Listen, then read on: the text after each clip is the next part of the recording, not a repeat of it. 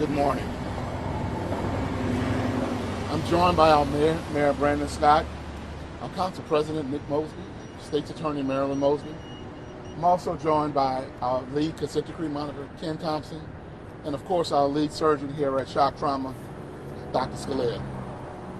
At or around 1:30 a.m., officers from the Southern District received a call of a vehicle crash in the 4400 block of Pennington Street. Upon arrival, the officers learned that it was a police officer's vehicle that had crashed, and they observed that the driver of the vehicle, an officer assigned to the Southern District, was not only injured perhaps from the crash, but had been shot. Officers immediately began to render aid and work to get the officer here to Shock Trauma as fast as possible. What we believe happened is that while the officer was on duty, was not on a call, but was parked in the 4400 block of Pennington Street, and at some point, a would-be shooter apparently walked up somewhere from the rear of the vehicle or alongside of the vehicle and began firing into the vehicle, striking our officer. What we know right now is that the officer either accelerated from a parked position and then crashed somewhere into that block, bringing the car to a resting position. And at that point, the call was made and responding officers found the officer in the vehicle and had been shot. The officer was immediately rushed here to Shock Trauma, where Dr. Scalia and his team have been working really hard to care for our officer, and he will update you on the officer's condition momentarily. But I want to talk about, number one, the cowardly, brazen act of someone walking up and just opening fire on a police officer who is doing what we asked that officer to do, to go out and protect and serve. The mayor and I have had an opportunity to meet with family who are, like us, obviously angry, confused, in search of answers, and have an expectation that we will find who did this and hold one or as many people responsible for this as possible. So I am asking anyone who knows anything, who has heard anything, who saw something, who knows somebody who knows something, to please call police right away. Or you can do it anonymously by calling Crime Stoppers at 1-866-7-LOCK-UP. We know that somebody knows something, and we are working to find who did this, to hold them accountable, while we pray for our officer. And at this time, I will turn it over to our mayor for comments. Thank you, Mr. Commissioner. First and foremost, I ask that the entire city of Baltimore pray for our officer, for the officer's family, for the officer's co-workers, and for the community in which this happened.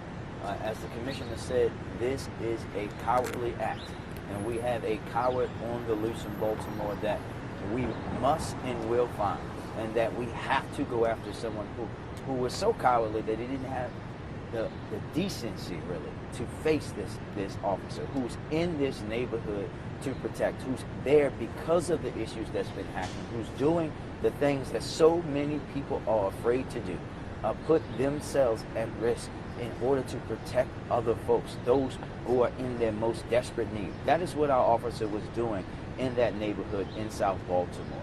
And that's what we all have to be angry about. With all the things that we have going on in our city, the people, the very people who are out there doing what so many are afraid to do, who now you have a family. Imagine that, family members asking how that person are, where that person is, why aren't they there, looking at those family members in the face and having to tell them that information.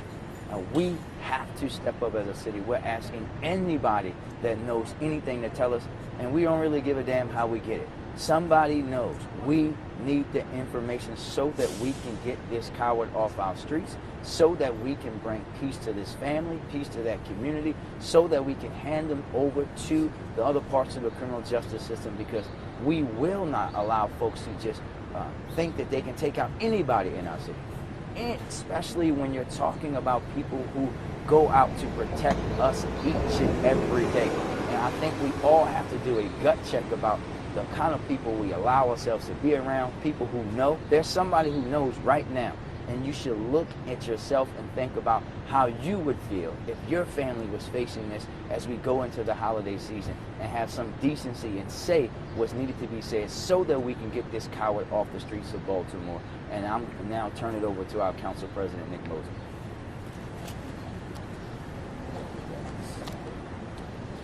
We all stand here extremely angered for the police officer that was involved in this cowardly act, angered for the men and women who stand next to her every single day to risk their lives to keep our city safe, angered for her family. Violence is unacceptable, but when we see violence as it relates to this type of violence, it hits us all. There's been a lot of divisive talk over the past several years around police, around connecting with our community, around violence. But tonight, this is reality. And the reality is men and women do their best job to put on Baltimore Police Department uniforms and go to protect our citizens. And there is no way that the mayor of Baltimore, the police commissioner, the state's attorney, and Dr. Scalia should be standing here tonight. I am angered. We all should be angered. 600,000 or so members of this city should be angered. We should all take this very personally. That's what we're here for tonight. The mayor has said it. The police commissioner has said it. We must find whoever decided to do this to one of our officers immediately. It's going to take each and every one of us to do so. I ask the citizens of Baltimore, if you do not have information, to just pray. Pray for this officer. Pray for this officer's family. There's no other word but the word of anger. That's how each and every one of us should feel tonight.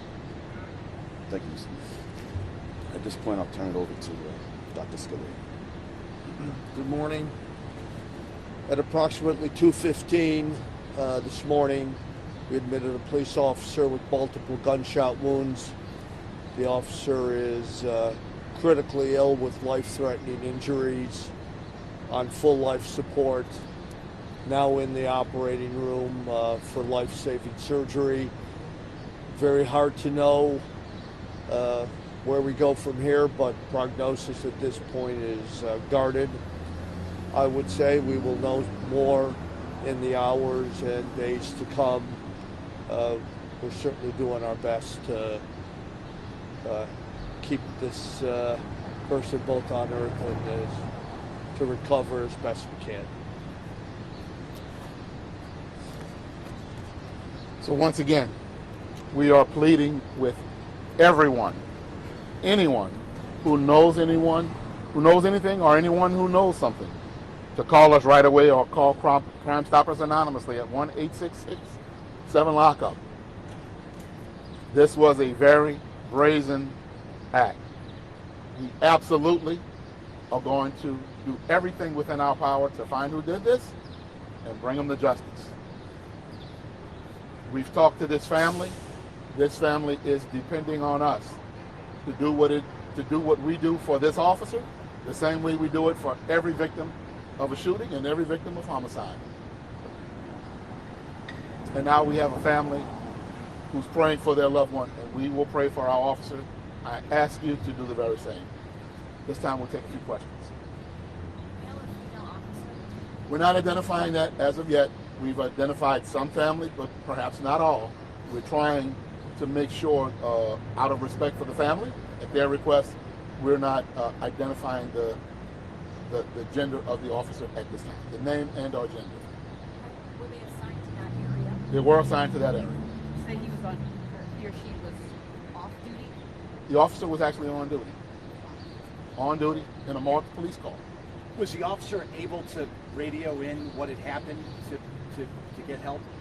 We do not know the answer to that. What we believe happened was that the shooter approached from the rear, began firing in the car, which was at a rested position.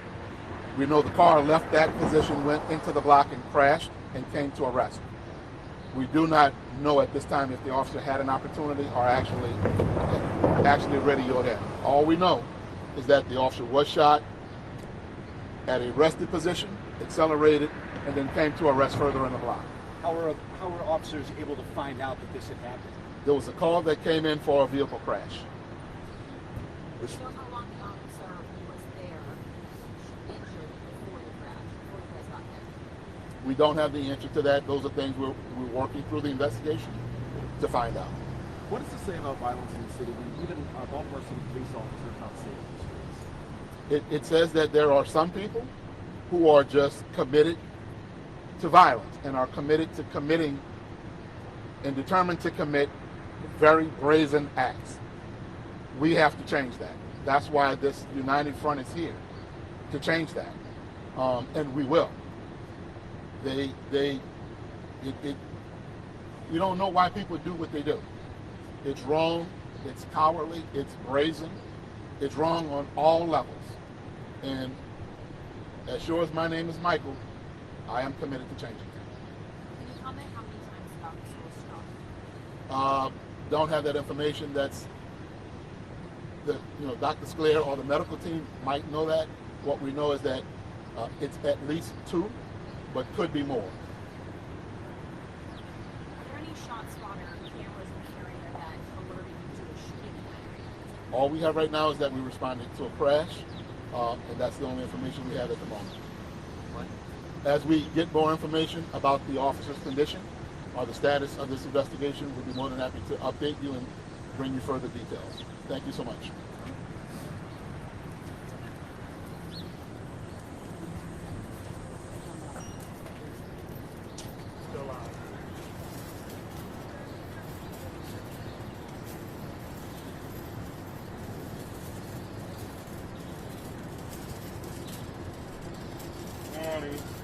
Morning, sir. How you doing?